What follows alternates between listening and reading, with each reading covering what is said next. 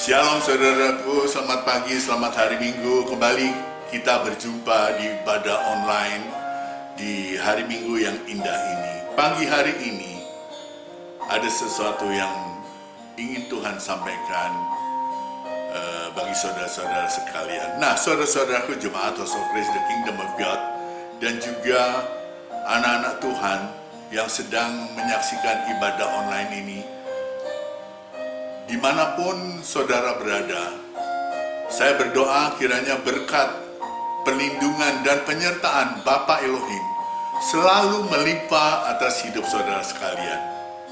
Sebelum kita memulai merenungkan firman Tuhan, mari kita lebih dahulu bersama-sama berdoa. Bapa yang kudus, Bapa yang kami kenal di dalam nama Tuhan Yesus Kristus, kami mengucap syukur Tuhan untuk pagi hari yang indah ini, untuk pagi hari yang luar biasa ini, untuk segala berkat penyertaan yang sudah Kau berikan bagi kami. Kami bersyukur untuk kasih-Mu yang begitu besar Bapa. Ini kami anak-anak-Mu Tuhan. Kami ingin Tuhan duduk diam di bawah kaki-Mu. Kami ingin mendengarkan suara-Mu Bapa. Mari nyatakan isi hati-Mu Bapa, sehingga kami boleh lebih lagi mengerti apa yang menjadi mau-Mu dalam hidup kami. Kami percaya Bapa, Engkau akan bekerja dalam hidup kami. Terima kasih Bapa, terima kasih Tuhan Yesus. Di dalam nama Tuhan Yesus Kristus, kami sudah berdoa dan mengucap syukur. Yang percaya katakan, amin, amin. Saudaraku, seringkali saya berjumpa atau mendengar kesaksian seseorang bahwa ketika mereka bertemu dengan seorang figur atau mentor, atau mungkin pekerjaan yang mereka dapatkan, kemudian hidup mereka berubah. Ada yang berubah dari yang tadinya hidupnya pas-pasan, tiba-tiba menjadi sukses. Ada berubah dari pola gaya yang hidup yang biasa-biasa menjadi orang super, menjadi seperti kalangan-kalangan jet set dengan gaya hidup yang luar biasa. Kalau dulu baju mereka mungkin baju yang biasa, yang tidak bermerek seperti baju saya ini. Sekarang semua branded, ya. Kalau dulu dasi yang dipakai mungkin mereknya biasa aja. Sekarang yang dipakai Versace, Armani, Burberry, Prada, Gucci, bahkan yang lebih meningkat lagi Louis Vuitton atau Hermes. Dan perhatikan, untuk mencapai semua itu mereka harus bekerja secara luar biasa. Bahkan kadang-kadang mereka memakai jurus-jurus yang menyerempet dosa, dan segala cara dihalalkan untuk mencapai tujuan mereka. Tapi meskipun mereka sudah berada di level-level tersebut, banyak sekali saya menemukan tidak sedikit di antara mereka masih ada satu yang hilang, yaitu damai sejahtera atau shalom. Yesus berkata, tetapi carilah dahulu kerajaan sorga dan kebenarannya. Kebenarannya, bukan kebenaran kita. Maka semua itu akan ditambahkan kepadamu. Haleluya. Saudaraku, secara materi mereka terlihat berhasil, tetapi di dalam hubungan keluarga mereka kelihatan begitu kropos dan rapuh. Mengapa ini dapat terjadi? Karena mereka membangun hidup mereka pada hal-hal yang fana, bukan pada hal yang kekal. Mereka membangun di atas pasir, shakable foundation, bukan di atas batu, unshakable foundation, yaitu siapa? Yesus. Haleluya. Saudaraku, Tuhan Yesus ingin menjadikan saudara utuh, bukan saja hal-hal jasmani, tapi juga menyangkut hal-hal rohani, yaitu sukacita dan damai sejahtera oleh Roh Kudus melimpah dalam hidupmu, di mana engkau mengalami suasana kerajaan sorga, bukan nanti pada waktu kita meninggal kita di sorga, no, tapi ketika engkau di bumi, engkau menikmati suasana kerajaan sorga. Itu sebabnya Yohanes berkata begini, 1 Yohanes 4 ayat 17 katakan, dalam hal inilah kasih Elohim sempurna di dalam kita, yaitu kalau kita mempunyai keberanian percaya pada hari penghakiman, karena sama seperti Dia, kita juga ada di dalam dunia ini. Saudaraku, terjemahan ini saya melihat kurang tepat. Dalam King James dikatakan begini, and this is our love made perfect. Jadi bukan dalam hal inilah kasih Elohim sempurna, tetapi dikatakan dalam hal inilah kasih kita disempurnakan. Supaya, jadi kasih kita yang disempurnakan supaya kita memiliki keyakinan pada hari penghakiman. Karena sebagaimana Dia, Yesus, di sorga, demikian juga kita di dalam dunia ini. Amin. Saudaraku, perhatikan. Di saat kita membaca firman Tuhan, yang pertama kita lakukan adalah berdoa minta tuntunan Roh untuk kita dapat mengerti dengan jelas apa maksud firman Tuhan itu. Dan kedua, ketika engkau membaca satu ayat-ayat yang sedikit susah untuk dimengerti, baca berulang-ulang, dan Roh akan menuntun kita. Amin. Yang ketiga, ketika engkau membaca ayat firman Tuhan, jangan seperti kereta api yang remnya blong, cepat, datar cepat. No, baca perlahan-lahan. Kalau bisa, dibandingkan dengan terjemahan-terjemahan yang lain. Misalnya, dalam bahasa Inggris ada NIV, ada Modern King James, ada Amplified Bible. Saudaraku bisa bandingkan itu. Amin.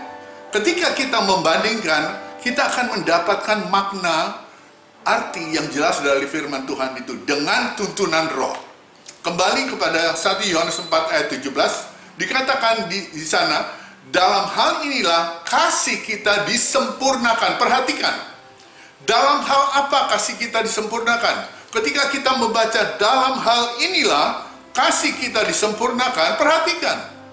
Dalam hal apa kasih kita disempurnakan? Pasti ada sesuatu. Jadi saudaraku, kita harus baca ayat-ayat sebelum ini di atasnya. Jadi kita dapat mengerti maksud firman Tuhan itu secara kontekstual. Amin. Kita baca mulai dari 1 Yohanes 4 ayat 10. Inilah kasih itu, bukan kita yang telah mengasihi Elohim, tetapi Dialah yang terlebih dahulu mengasihi kita. Dialah yang telah mengasihi kita. Perhatikan, yang nomor satu, Elohim yang telah mengasihi kita dan telah mengutus putranya sebagai pendamaian bagi dosa-dosa kita. Ayat yang 11 dikatakan, saudaraku yang terkasih, jika Elohim telah begitu mengasihi kita, perhatikan, kita juga harus mengasihi seseorang terhadap yang lain. Yang kedua, kita harus mengasihi seseorang terhadap yang lain. Kemudian ayat yang ke-12, tidak seorang pun pernah melihat Elohim. Jika kita mengasihi seseorang terhadap yang lain, Elohim tinggal di dalam kita dan kasih-Nya sempurna di dalam kita. Yang ketiga, kasih Elohim sempurna ada di dalam kita. Terus, dengan ini kita tahu bahwa kita tinggal di dalam Dia dan Dia di dalam kita. Karena, yang keempat, Dia telah menganugerahkan Roh-Nya kepada kita. Jadi, kasih kita disempurnakan seperti itu. Yang kelima, kita telah melihat dan bersaksi bahwa Bapa telah mengutus putranya sebagai juru selamat dunia. Siapa saja yang mengaku Yesus adalah putra Elohim, perhatikan, Elohim tinggal di dalam dia dan ia di dalam Elohim. Haleluya. Kita telah mengenal dan percaya akan kasih Elohim kepada kita. Elohim adalah kasih. Siapa yang tinggal di dalam kasih, ia tinggal di dalam Elohim, dan Elohim di dalam dia. Haleluya. Nah, saudaraku, kasihmu dibuat menjadi sempurna di saat hidupmu penuh dengan kasih. Itu bukan usahamu, itu semua dari Elohim, yaitu Kristus yang ada di dalammu. Itu sebabnya engkau harus tenggelam di dalam Kristus. Itu Bapak Ibu Saudara sekalian, mengapa saya mendorong jemaat QOG untuk membaca firman setiap hari, membaca setiap hari. Itu membuat engkau tenggelam di dalam Kristus. Engkau akan fokus kepada Kristus. Engkau tidak fokus dengan hal-hal yang lain. Sebab iman timbul dari pendengaran akan firman Kristus. Jadi siapa yang ada di dalam Kristus, ia adalah ciptaan baru. Semua yang lama sudah berlalu, sesungguhnya semua yang baru sudah datang. Amin. Dalam hal inilah kasih kita disempurnakan, supaya kita memiliki keyakinan pada hari penghakiman. Karena sebagaimana Dia, demikian juga kita di dalam dunia ini. Sebagaimana Yesus ada di sorga, demikian juga kita di dunia ini. Sebagaimana di sorga tidak ada kemiskinan, demikian juga kita di dunia ini. Sebagaimana Yesus tidak ada sakit penyakit di sorga, demikian juga kita di dunia ini. Itulah iman kita. Di dalam kasih tidak ada ketakutan. Amin. Sebaliknya, kasih yang sempurna mengusir ketakutan. Ketika kita memiliki kasih yang sempurna, kita tidak akan pernah memiliki rasa takut, saudaraku. Hati-hati. Ketakutan itu mendatangkan siksaan. Dan siapa yang takut, firman Tuhan katakan, ia belum sempurna kasihnya. Itu sebabnya Tuhan Yesus berkata, damai sejahtera ku tinggalkan bagimu. Itu yang Yesus katakan kepada murid-muridnya. Janganlah gelisah dan gentar hatimu. Dalam bahasa Inggris dikatakan shalom I live with you. Dalam bahasa Ibrani shalom itu berarti peace, berarti harmony, berarti wholeness, completeness, prosperity, welfare, dan tranquility. Kedamaian, harmoni, keutuhan, kelengkapan, kemakmuran, kesejahteraan, kesehatan, dan ketenangan. Itu diberikan kepadamu. Jadi, ketika kita berjumpa dengan Yesus, maka damai sejahtera Elohim itu dilimpahkan, diberikan kepada kita. Amin. Mari kita lihat beberapa kejadian ketika seseorang berjumpa dengan Yesus. Ketika bayi Yesus dibawa ke bait Elohim, ada seseorang yang bernama Simeon. Anda kenal Simeon? Ya, seorang yang benar dan saleh, dikatakan oleh Alkitab, yang menantikan penghiburan bagi Israel. Firman Tuhan katakan Roh Kudus ada di atasnya, dan kepadanya telah dinyatakan oleh Roh Kudus bahwa dia tidak akan mati sebelum ia melihat Mesias. Nah, ketika ia datang ke bait Elohim oleh Roh Kudus, ketika Yesus anak itu dibawa masuk oleh orang tuanya, Simeon menyambut anak itu dan menggendongnya sambil memuji Elohim. Katanya, sekarang Tuhan, biarkanlah hambamu ini pergi dalam damai sejahtera sesuai dengan firman-Mu, sebab mataku telah melihat keselamatan yang daripadamu, yang telah Engkau sediakan di hadapan segala bangsa, yaitu terang yang menjadi penyataan bagi bangsa-bangsa lain dan menjadi kemuliaan bagi umatmu Israel. Saudaraku, Simeon dalam bahasa Ibrani disebut Shimone atau juga Shema, yang artinya dengar. Anda pernah dengar Shema Israel, Adonai Eloheinu, Adonai Echad. Di Ulangan pasal 6 ayat keempat, dengar hai Israel, Tuhanmu adalah Elohim dan Tuhanmu Esa.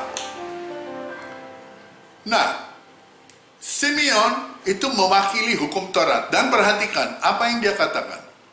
Sekarang Tuhan, biarkanlah hambamu ini pergi dalam damai sejahtera sesuai dengan firman-Mu, pergi dengan sukacita. Ketika hukum Taurat bertemu dengan Yesus, bertemu dengan kasih karunia, maka hukum Taurat harus pergi. Amin. Sesudah itu muncul seorang nabi yang namanya Hana.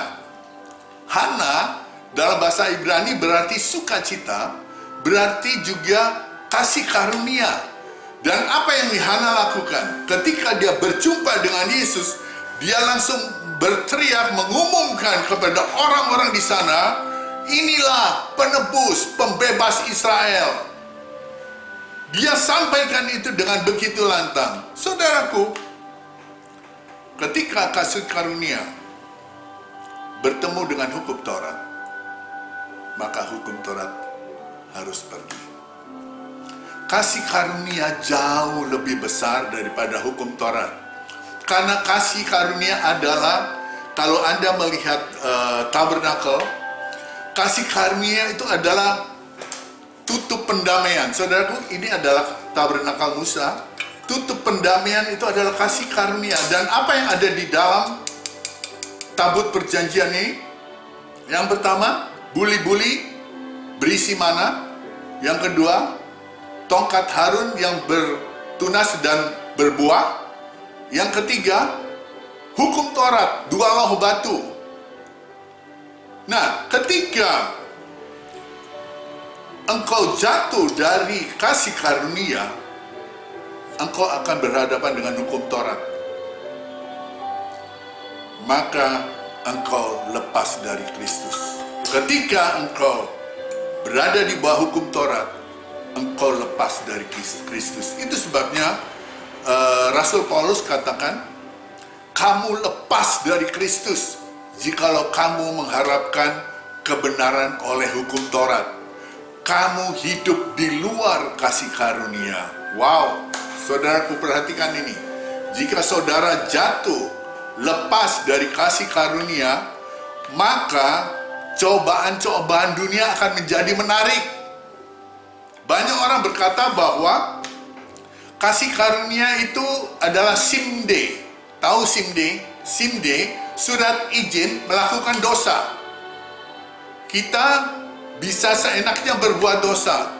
Banyak orang berpikir ketika seseorang mendapat pengajaran kasih karunia, maka dia akan bebas berbuat dosa karena dosa-dosanya sudah dibayar lunas.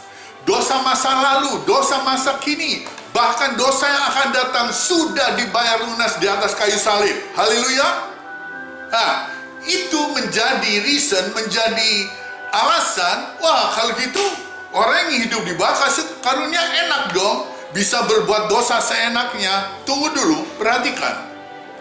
Roma 6 ayat 14 katakan begini, sebab kamu tidak akan dikuasai lagi oleh dosa, karena kamu tidak berada di bawah hukum Taurat, tetapi di bawah kasih karunia.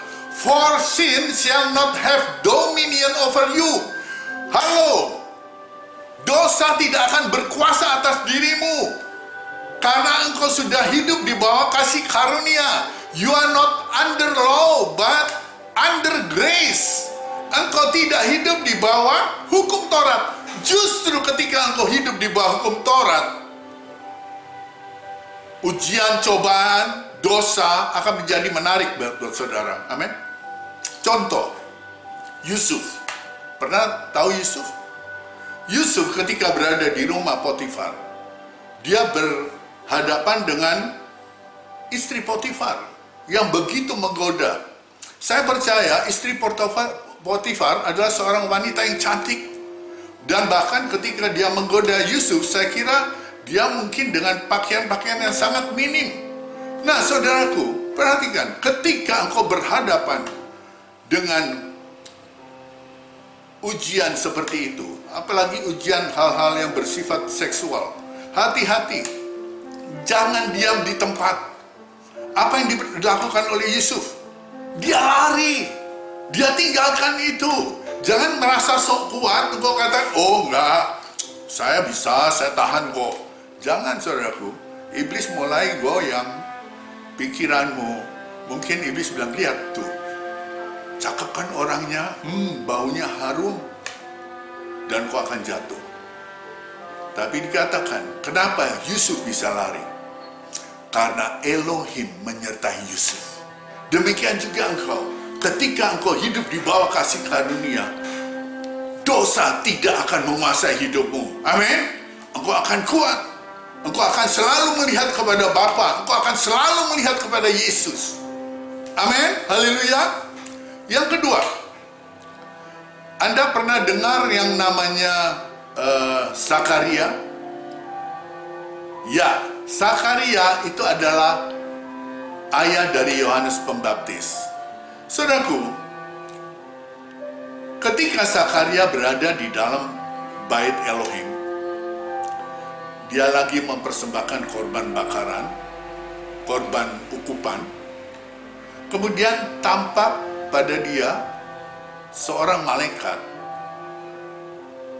Dia katakan begini, malaikat, "Jangan takut, hai Zakaria, sebab dosamu telah dikabulkan, dan Elisabet istrimu akan melahirkan seorang anak-anak laki-laki bagimu, dan haruslah engkau menamai dia Yohanes." Zakaria dalam bahasa Ibrani itu artinya Tuhan mengingat. Kemudian kata Zakaria di Lukas pasal yang pertama, nanti saudaraku bisa baca. Lalu kata Zakaria kepada malaikat itu, "Bagaimana aku tahu bahwa hal ini akan terjadi? Sebab aku sudah tua dan istriku sudah lanjut umurnya." Kemudian malaikat berkata, "Sesungguhnya engkau akan menjadi bisu dan tidak dapat berkata-kata sampai kepada hari di mana semuanya ini terjadi, karena engkau tidak percaya akan perkataanku yang akan nyata kebenarannya pada waktunya." Setelah kejadian itu, dia berada lama di dalam bait suci. Orang-orang menunggu di luar, saudaraku.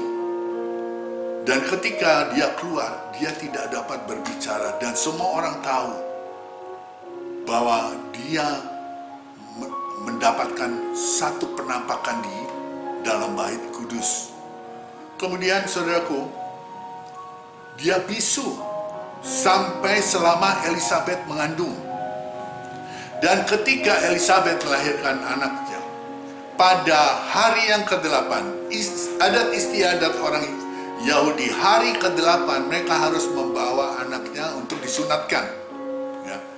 Dan ketika mereka membawa anak itu, kemudian orang-orang bertanya, mereka akan memberikan nama Zakaria kepada anak itu. Tapi ibunya berkata, "Jangan, ia harus dinamai Yohanes." Kemudian orang-orang berkata, "Tidak ada di antara sanak saudaramu yang bernama demikian." Lalu mereka memberi isyarat kepada bapaknya, karena bapaknya bisu, saudaraku Zakaria. Nama apa yang diberikan untuk anaknya itu? Kemudian Zakaria minta batu tulis, lalu ia menuliskan kata-kata di batu tulis itu. Namanya adalah Yohanes. Dan mereka pun heran. Saudaraku, Yohanes di dalam bahasa Ibrani itu adalah Yohanan. Yohanan itu artinya grace, artinya kasih karunia. Ketika Zakaria menulis namanya adalah grace, kasih karunia, seketika itu juga mulutnya terbuka dan terlepas lidahnya, dan ia berkata-kata dan memuji-muji Elohim. Saudaraku, perhatikan, orang yang ada di bawah kasih karunia, dia tidak akan berhenti untuk memberitakan kabar baik. Dia tidak akan berhenti untuk memberitakan betapa baiknya Yesus, apa yang sudah dia lakukan di atas kayu salib, sehingga banyak orang akan melihat betapa baiknya dan memuji Elohim. Amin. Ketika engkau berada di bawah kasih karunia, dosa tidak akan menguasai hidupmu.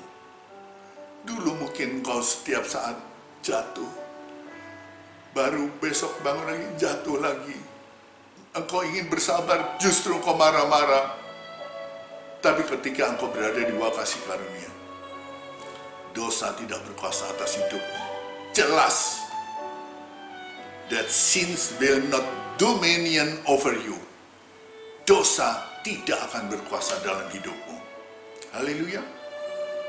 Yang kedua, Anda pernah mendengar tentang Yairus? Ya, Yairus adalah seorang kepala rumah ibadat. Anaknya sakit keras.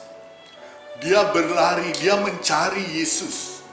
Dan ketika dia melihat Yesus, perhatikan di ayat yang ke-41, Lukas 8 ayat 41 berkata begini. Yairus datang dan tersungkur di depan kaki Yesus. Ia memohon kepada Yesus supaya Yesus datang ke rumahnya. Saudaraku, Yairus mengundang Yesus ke rumahnya karena anaknya perempuan yang satu-satunya yang berumur 12 tahun hampir mati. Nah, dalam perjalanan ke rumah Yairus, Yesus berangkat, dia begitu banyak orang menemani dan mereka berdesak-desakan.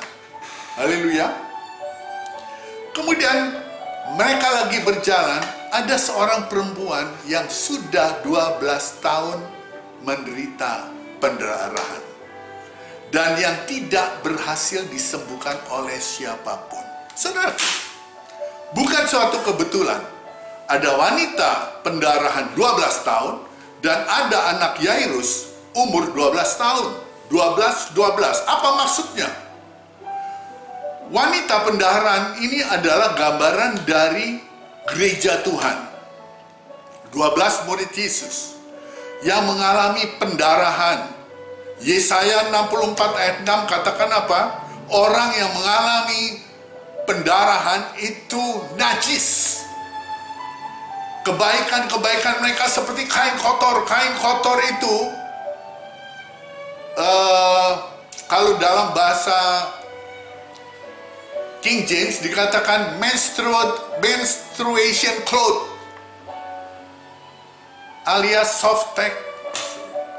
Kekudusan mereka, kebaikan mereka itu di hadapan Tuhan hanya seperti kain kotor. Ini adalah gambaran gereja yang berusaha mencari pembenaran, perkenanan Elohim dengan bersandar kepada kekuatannya sendiri, bersandar kepada hukum Taurat, apa yang harus mereka lakukan.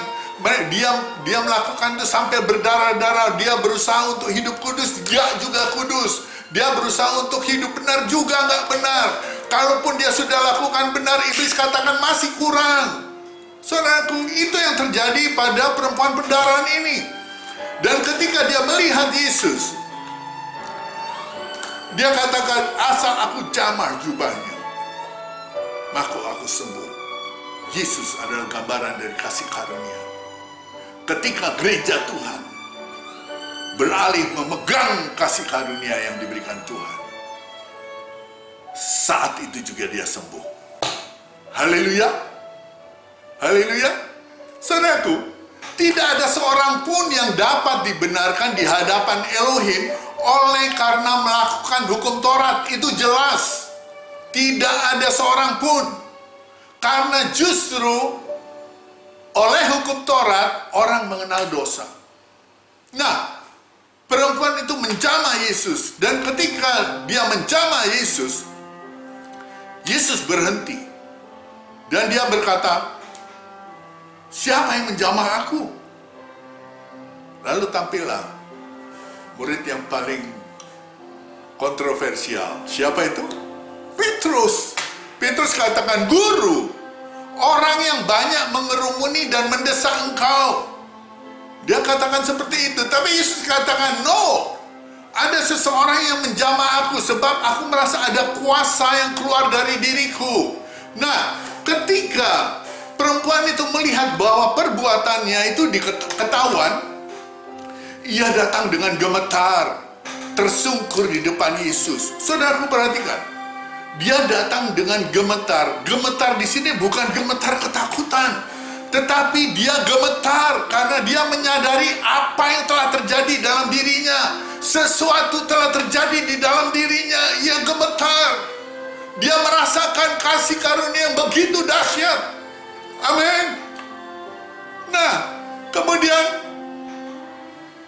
Dia mulai menceritakan kepada orang banyak. Perhatikan, ketika kasih karunia menjamah engkau mulai bercerita kepada orang banyak. Apa sebabnya dia menjamah Yesus? Apa sebabnya dia menjamah kasih karunia? Sehingga itu membuatnya menjadi tahir. Amin. Yang tadinya kebenarannya dia berdasarkan dengan apa yang dia harus lakukan, tetapi sekarang kebenarannya dia dapat secara gratis, cuma-cuma dari Yesus. Amin, haleluya. Kemudian apa yang terjadi? Dalam semua peristiwa, hanya kepada perempuan ini Yesus katakan, "Hai anakku, imanmu telah menyelamatkan engkau. Pergilah dengan selamat." Amin. Imannya telah menyelamatkan engkau. Engkau diselamatkan bukan karena perbuatanmu. Engkau dibenarkan bukan karena perbuatanmu. Engkau dibenarkan, diselamatkan hanya karena kasih karunia. Karena engkau percaya. Haleluya. Luar biasa. Begitulah Elohim sangat mengasihimu. Lalu bagaimana dengan Israel? Bagaimana dengan anak Yairus? Anak Yairus itu umur 12 tahun, itu berbicara tentang Israel. Ini berbicara tentang nubuatan, saudaraku. Di mana Israel akan diselamatkan. Itu pasti.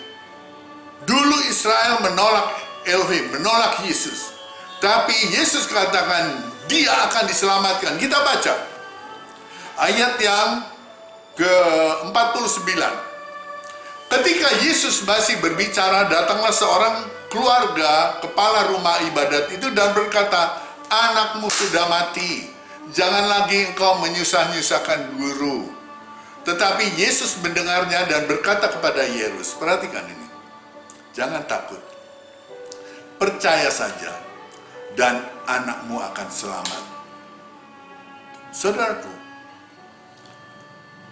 pernahkah Anda sadari ketika Yesus berada dimanapun, ada 3 orang murid yang selalu dia bawa.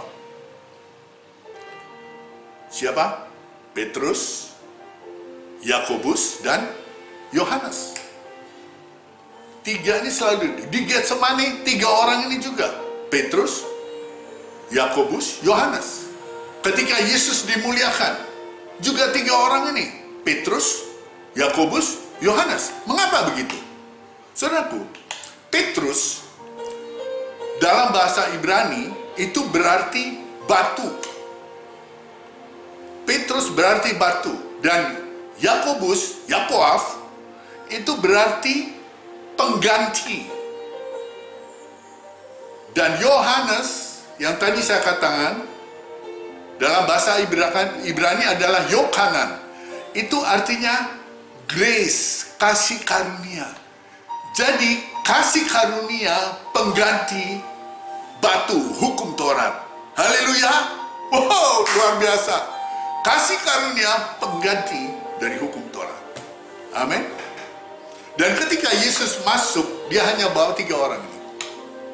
Dia masuk ke kamar itu dan dia melihat anak itu. Dia katakan begini, "Talita kum." Talita itu maksudnya apa? Anak wanita yang dibawa talit. Talit itu gambar kebenaran Elohim, yaitu hukum Taurat. Dan dia katakan kepada anak itu, "Talita kumi." Anak, bangun. Anak yang berada di bawah talit, bangun. Dan seketika juga anak itu bangun. Ketika kasih karunia datang, engkau tidak lagi mati dalam dosa-dosamu, tapi engkau dibangkitkan. Haleluya.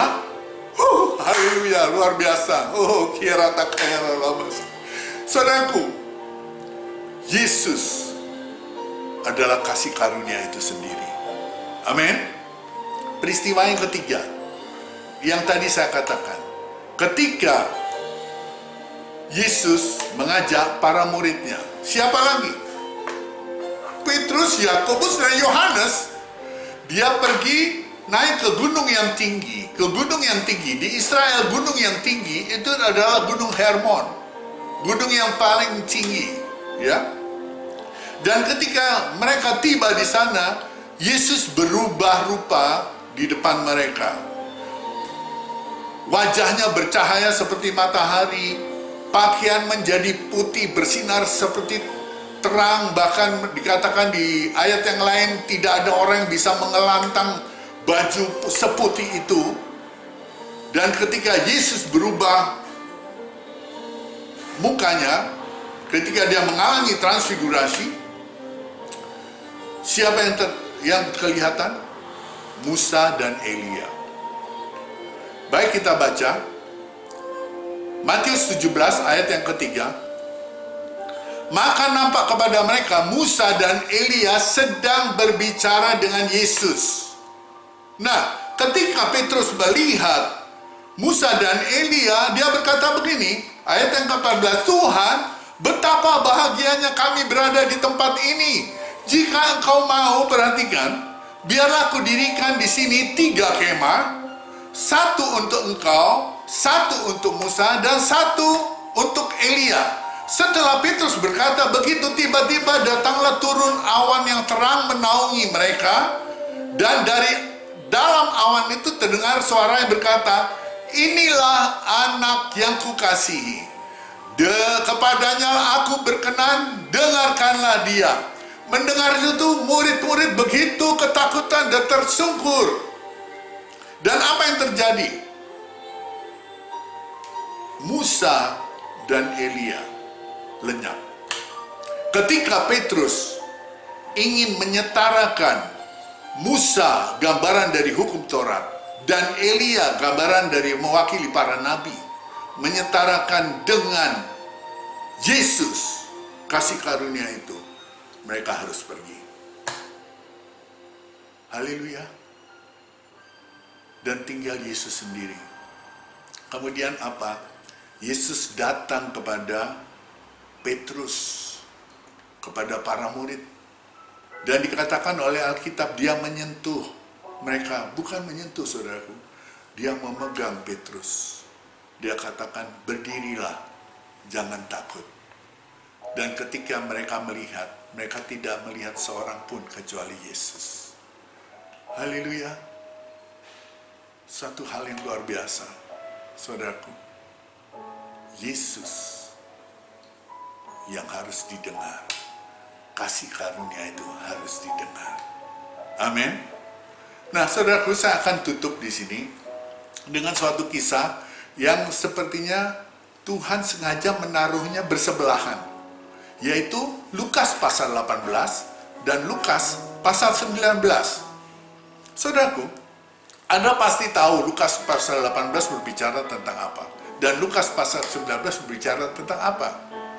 Tapi lihat apa yang Roh Kudus bukakan buat kita. Di Lukas pasal 18 ada cerita seorang pemuda yang kaya.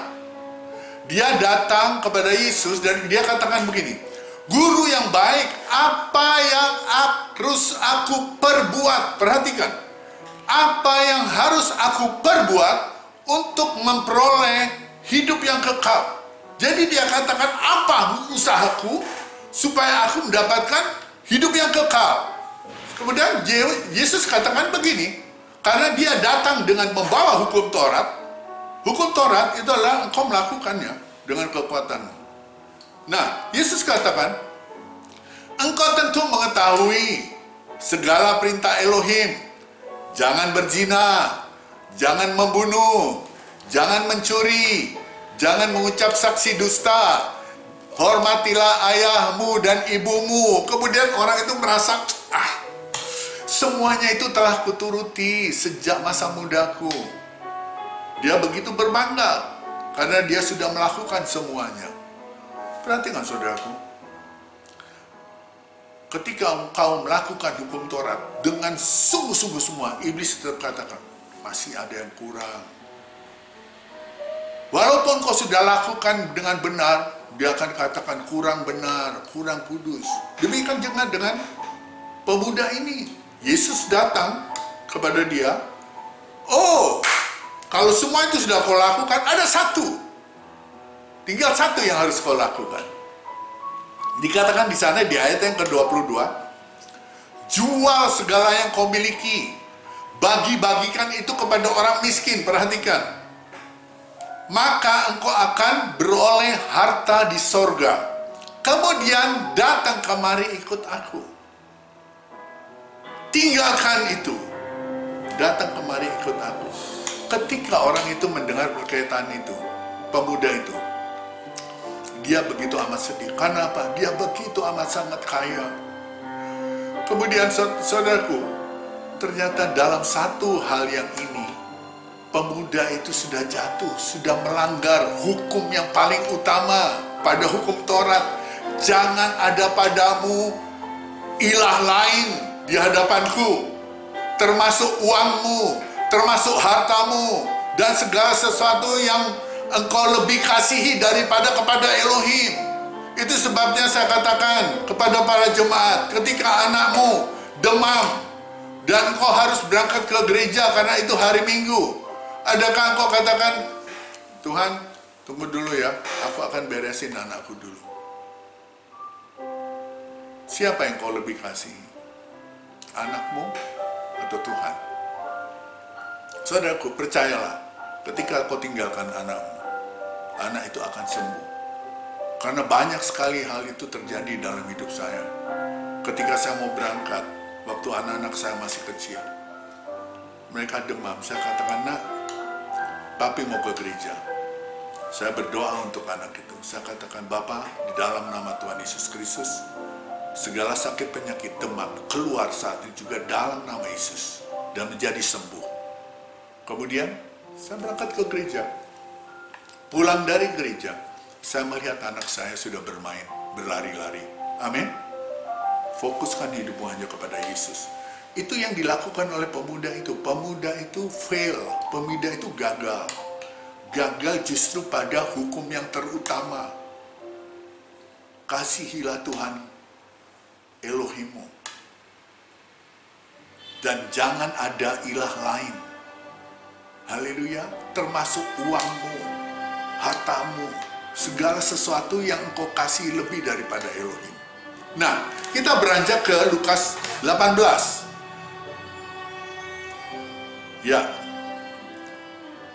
Lukas 19. Lukas 19 berkata tentang Sakius. Anda tentu tahu Sakius. Ya, orang pendek. Sakius dalam bahasa Ibrani itu berarti murni atau tahir. Nah, ceritanya ketika Yesus masuk ke kota Yeriko dan berjalan melintasi kota itu, di situ ada seorang yang bernama Sakius. Dia seorang kepala pemungut cukai dan dia seorang yang kaya. Perhatikan, dia orang yang kaya, sama seperti pemuda itu, orang yang kaya. Tapi perhatikan, Sakius berusaha untuk melihat orang apakah Yesus itu, tapi ia tidak berhasil. Karena orang banyak, sebab badannya pendek. Tapi dia tak peduli, dia berlari mendahului orang banyak, lalu memanjat pohon ara untuk melihat Yesus yang akan lewat di situ. Saudaraku, Sakius ini kepala pemungut cukai, orang kaya, tapi dia tidak peduli apa kata orang. Dia tidak peduli dengan harga dirinya. Dia tidak peduli kalau dia akan dicemooh oleh teman-temannya. Yang terpenting bagi dia adalah dia ingin mengetahui lebih lagi tentang Yesus. Itu sebabnya dia lakukan segala cara untuk melihat Yesus. Dan perhatikan, ketika memiliki hati mencari Yesus, Yesus sampai di bawah tempat Sakius memanjat pohon, dia katakan, "Sakius, segeralah turun, sebab hari ini aku harus menumpang di rumahmu." Lalu Sakius segera turun dan menerima Yesus dengan sukacita. Apa yang dia cari tentang Yesus dia dapatkan. Amin. Orang-orang boleh berbisik, dia tinggal dengan orang berdosa. Kenapa dia menumpang di rumah orang berdosa? Nah, saudara, ketika mereka tiba di rumah Sakius, mungkin mereka sudah makan. Karena saya pasti percaya Sakyus menjamu Yesus dengan apa yang dia miliki. Dia memberi dia makan. Nah, ketika mereka makan, tiba-tiba Sakyus berdiri dan berkata kepada Yesus, "Tuhan, setengah dari milikku akan kuberikan kepada orang miskin. Dan sekiranya ada sesuatu yang kuperas dari orang, akan kukembalikan 4 kali lipat." Saudaraku, perhatikan ini. Bandingkan dengan pemuda kaya yang tadi, yang hidup di bawah hukum Taurat, kantongnya tertutup. Yesus katakan, jual segala milikmu, bagikan kepada orang miskin. Dia tidak lakukan itu. Tapi perhatikan Sakyus. Ketika Sakyus berjumpa dengan Yesus, ketika Sakyus berjumpa dengan kasih karunia melanda dia, bukan hanya rumahnya yang dia buka, tapi juga kantongnya, dompetnya terbuka dengan limpah. Sehingga dia katakan, "Tuhan, setengah dari milikku akan kuberikan kepada orang miskin. Dan kalau ada orang yang kuperas, akan aku ganti 4 kali lipat." Haleluya. Wow, luar biasa saudaraku. Ketika seseorang berada di bawah kasih karunia, dompetnya tidak akan pernah tertutup. Dia akan memiliki hati yang penuh dengan kemurahan, hati yang penuh dengan kasih. Ketika dia memandang saudara-saudaranya memerlukan, dia tidak akan pelit untuk membagikannya. Haleluya. Engkau hanya bisa melihat dari buahnya.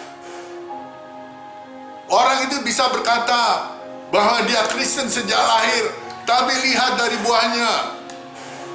Adakah dia mengalami perjumpaan dengan Yesus? Kasih karunia melanda hidupnya. Kesaksian saudara. Maaf, banyak sekali teman-teman saya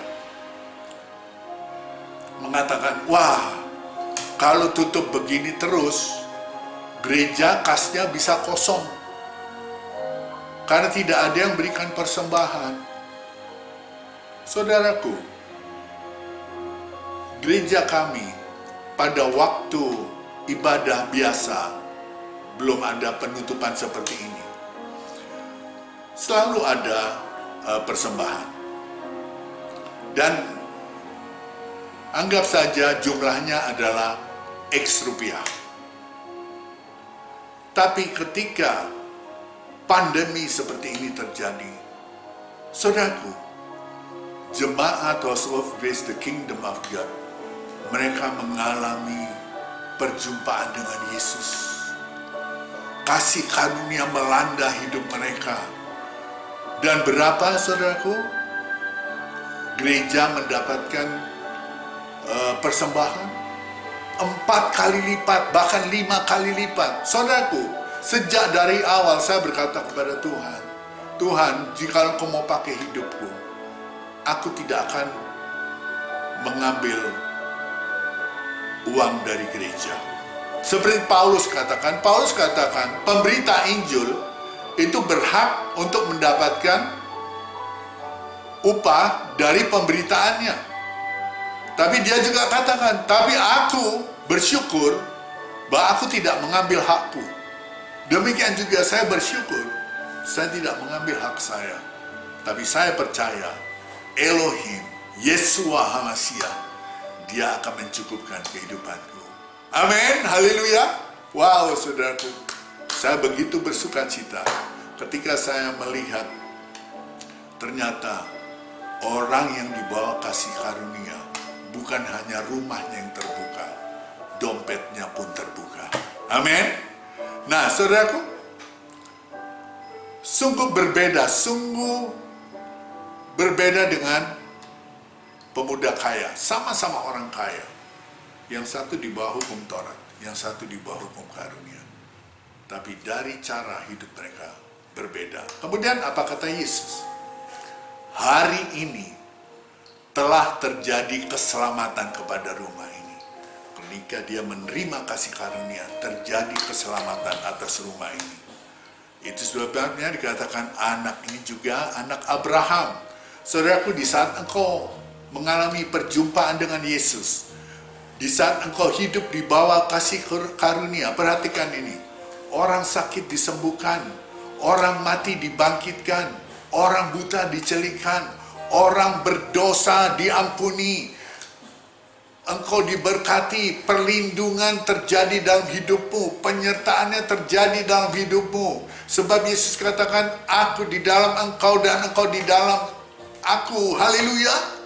Dan engkau pribadi, setelah menerima Yesus katakan, semua dosamu sudah aku ampuni. Masuklah dalam kerajaanku. Engkau yang sudah dibenarkan oleh darah Kristus. Tidak ada yang salah dalam hidupmu. Engkau dikuduskan sekali untuk selama-lamanya.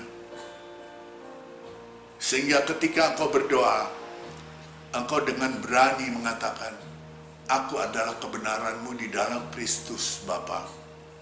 Tidak ada yang salah dalam hidupku. Berbahagialah engkau, karena engkau sudah menerima kasih karunia Yesus. Maka segala apa yang dulu Yesus lakukan, hal yang sama Yesus akan lakukan dalam kehidupan saudara. Haleluya. Tuhan Yesus memberkati. Shalom. Mari kita berdoa. Bapa yang kudus, terima kasih untuk firman-Mu Tuhan.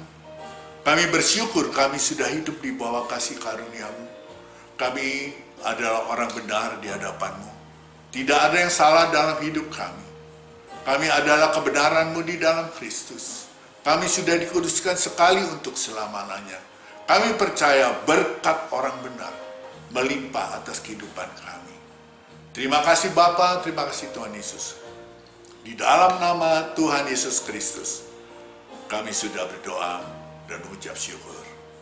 Yang percaya katakan, amin. Nah saudara-saudaraku, jika engkau diberkati dengan video firman Tuhan ini, jangan lupa bagikan ke saudara-saudaramu, biar mereka pun menerima berkat yang sama. Dan jangan lupa tekan like dan subscribe. Maksudnya apa? Anda tidak akan terlewatkan untuk video firman Tuhan yang akan datang. Puji nama Tuhan. Tuhan Yesus memberkati engkau. Haleluya. Shalom.